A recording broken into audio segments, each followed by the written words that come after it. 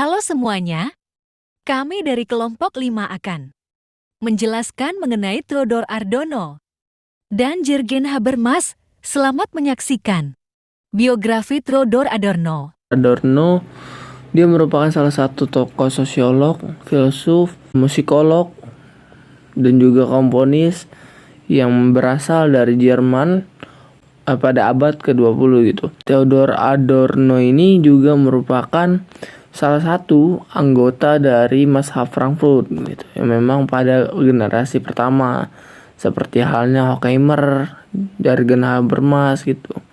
Adorno sendiri juga mempunyai fokusnya gitu.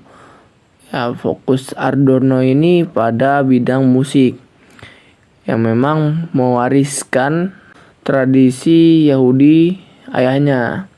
Musik merupakan objek analisis yang memang memandang budaya populer yang berkembang di masyarakat berkat kaum kapitalis gitu. Nah, seperti halnya yang memang sudah dibuktikan Theodor Adorno dalam teori seni masyarakat dan keindahan gitu. Keindahan yang menganalisis mengenai musik pop sebagai salah satu produk industri budaya. Nah, menurutnya hal yang mendasari teori musik pop ini adalah standarisasi dan individualitas semu gitu. Ya, dalam pembuktiannya juga Theodor Adorno ini sedikit melakukan pembandingan dengan musik dari yang musik pop dengan musik klasik gitu.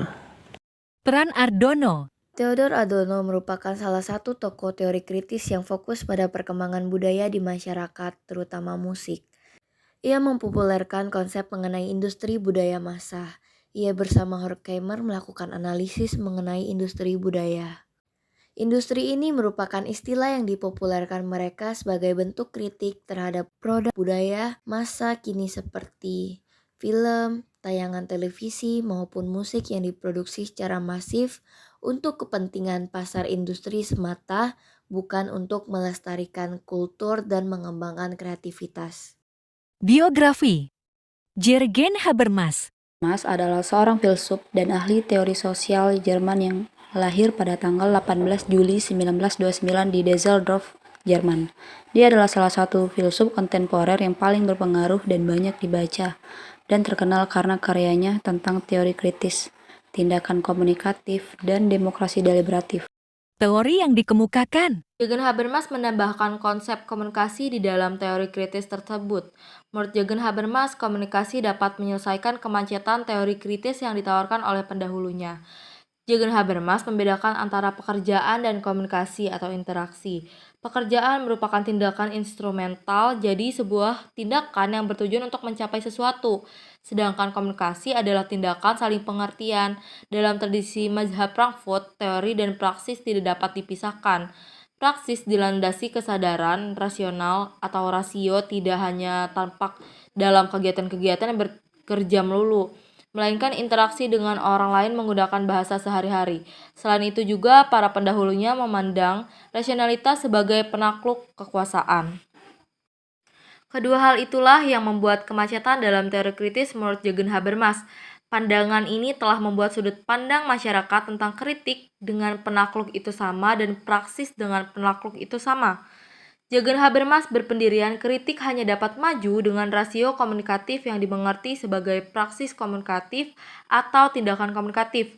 Masyarakat komunikatif bukanlah masyarakat yang melakukan kritik melalui revolusi atau kekerasan, tetapi melalui argumentasi. Kemudian Habermas membedakan dua macam argumentasi, yaitu perbincangan atau diskursus dan kritik. Peran Habermas. Bagaimana telah dirumuskan kembali oleh Habermas, teori kritis bukanlah suatu teori ilmiah, sebagaimana dikenal secara luas, dikenal di kalangan publik atau akademisi dalam masyarakat. Habermas melukiskan teori kritis sebagai suatu metodologi yang berdiri di dalam ketegangan dialektis. Dalam ketegangan itu dimaksud bahwa teori kritis tidak berhenti pada batas objektif seperti dianut teori-teori Positifis. Teori kritis hendak menembus realitas sebagai fakta sosiologis untuk mengemukakan kondisi-kondisi yang bersifat transcendental yang melampaui data empiris.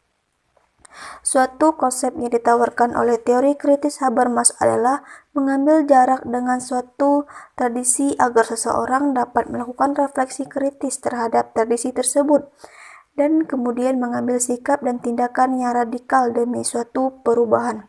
Sementara teori kritis menurut Habermas secara khusus memperbaharui teori kritis mazhab Frankfurt yang mengalami jalan buntu tanpa meninggalkan keperhatiannya pada pendahulunya untuk mengadakan perubahan-perubahan struktural secara radikal.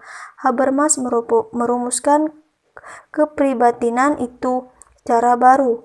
Perubahan itu tidak dapat dipaksakan secara revolusioner melalui jalan-jalan kekerasan, juga tidak dapat dipastikan datangnya seperti gerhana matahari. Thank you.